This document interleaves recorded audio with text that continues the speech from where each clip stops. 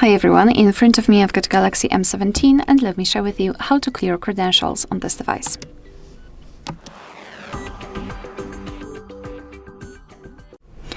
So let's begin with finding and opening the settings. Let me go back, and here we need to scroll and find security and privacy. Then let's scroll down and go to more security settings.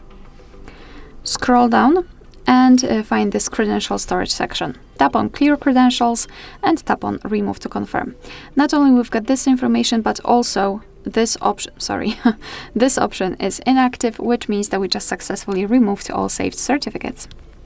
Alright, so that will be all. Thank you so much for watching. Please hit the subscribe button and leave the thumbs up.